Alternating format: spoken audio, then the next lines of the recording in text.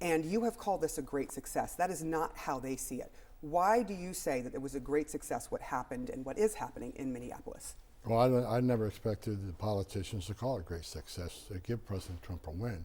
But bottom line, the streets of Minneapolis, the streets of Minnesota are safer today because we are working with an unprecedented number of sheriffs in the state that will call us before they release a public safety threat to the street. That's safer for the community, safer for the agents, safer for the alien. We have great relationships with the state. They honor detainers for anybody at the state prison system. And even in Minneapolis, Mayor Fry, we won't agree on much, but Minneapolis PD was actually responding after I met with the mayor to take down the illegal roadblocks put up by agitators.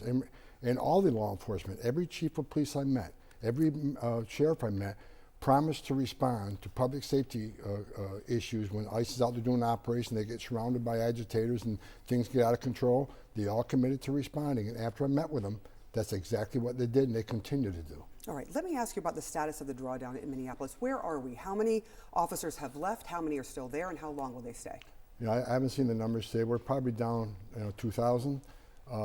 My plan is to get back to the regular footprint, which is 150, but with a couple caveats. Number one, we do have a small team of security forces to back up ICE agents in case things get out of hand. And if law enforcement continues to respond like they've committed to, then we'll pull that small force out. But the investigators that are there for the fraud investigations, they'll remain until the investigations are over. But as far as the immigration surge, it's over. And we should be back to regular footprint within a week. All right. Two ICE agents said under oath that they were attacked with a shovel and broom by Venezuelan immigrants as they tried to detain one of them. And that is why they opened fire and shot one of them in the leg. One of the immigrants said he was shot after he closed the door as he was trying to go into a home. But now we have a statement from Todd Lyons saying a joint review by ICE and the Department of Justice of video evidence has revealed in sworn testimony provided by two separate officers appears to have made untruthful statements. What should happen to agents if they lie about what they have done under oath?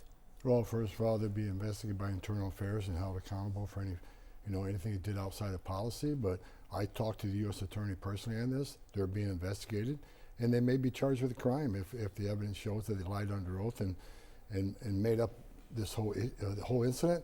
They'll be held accountable. I know the U.S. Attorney. I talked to the U.S. Attorney, and they're all over this. You think they should be fired and charged with a crime if indeed they lied under oath? If they committed a crime, then they need to be held accountable. So then I have to ask you, in November 2025, a federal judge found that U.S. Border Patrol Chief Greg Bavino, quote, admitted that he lied during a deposition about being hit in the head with a rock before deploying tear gas at protesters in the Chicago area. Should Greg Bavino be fired or charged for lying? Look, if a judge declared he lied under oath, he needs to be investigated, and that's up to CBP. What people need to understand, CBP and ICE do not report to you. They report to Kristi Noem, and she'll hold these officers responsible. I do want to ask you about Border Patrol agents. There were Border Patrol agents who shot and killed Alex Preddy. We all watched the video.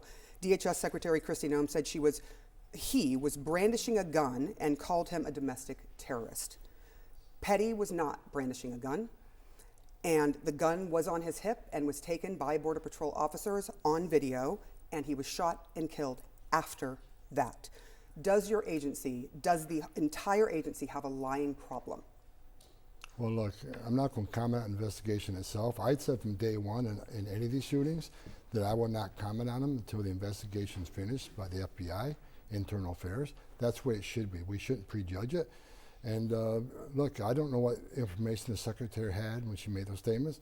I can tell you I didn't make those statements. I would never, I don't want to influence the investigation. I have an opinion, but I won't share my opinion because I want a thorough investigation. And if people violated the law, if people violated policy, again, they need to be held accountable. Including Greg Bavino, do you know if there is a investigation into his lying in a deposition according to a judge? Well, that'd be a question for the secretary. I don't know. I think if anybody acts outside of policy, then the Internal Affairs opens the investigation. That's the way we handle it. And look, 99% of these men and women out there putting their lives on the line do the right thing. If anybody acts out of line, they need to be held accountable because it causes just more hate, more rhetoric. So we need to hold people accountable, absolutely.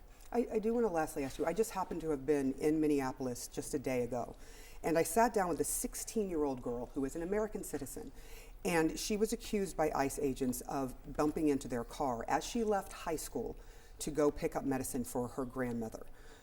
She was never ticketed and she was never charged, but she was detained and sent to Whipple, an ICE detention center. Why is an American citizen being arrested and taken to an ICE detention center? She's an American. Look, I don't know the specific cases. First I've heard of it, but look, are U.S. citizens briefly detained and questioned if there's reasonable suspicion there's an issue? Yeah, that happens all the time. But if it's a traffic accident, shouldn't they just be getting a ticket? I mean, I don't understand how an American citizen should be in the immigration system. Well, we don't issue tickets, but again, I'm unfamiliar with that incident. This is the first I'm hearing about it. If you follow up with me after this interview, we'll look into it. I'm just not familiar with that incident. Great. Thank you for saying that you'll look into it. I do want to ask you about something that we heard from our reporters, Omar Jimenez, that there is this website that was put out by the Department of Homeland Security, and it calls people the worst of the worst immigrants that have been arrested, and it's pictures of them. They are now admitting that it was filled with errors. Why are these kinds of mistakes being made? Is it that there's chaos and it needs to be brought in control, or something else? I'm not familiar. Again, I'm not aware of any errors. I mean, again, they admitted there were errors. Who did?